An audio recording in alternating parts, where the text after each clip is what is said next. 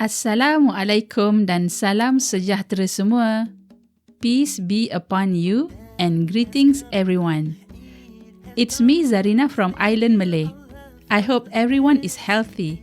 Saya harap semua orang sihat. Raya, it means the celebration or festival.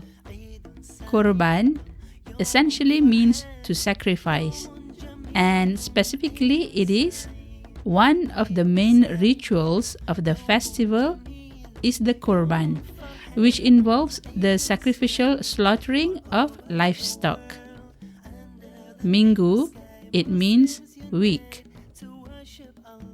Depan or hadapan means in front of. Raya Korban minggu depan. The phrase means next week is the festival of Idul Adha.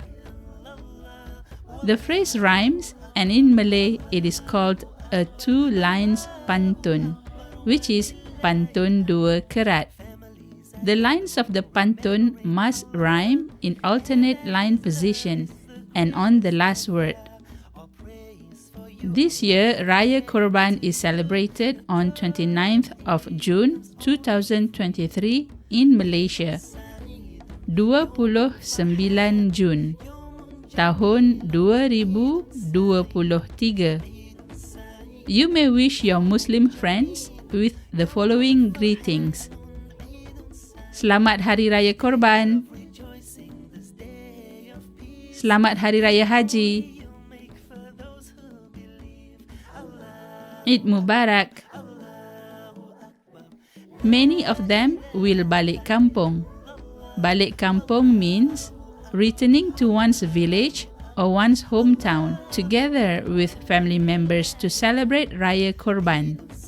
However, the essential of the occasion is to mark the end of the Hajj pilgrimage in Mecca, and in Malay we call it as Ibadat Haji.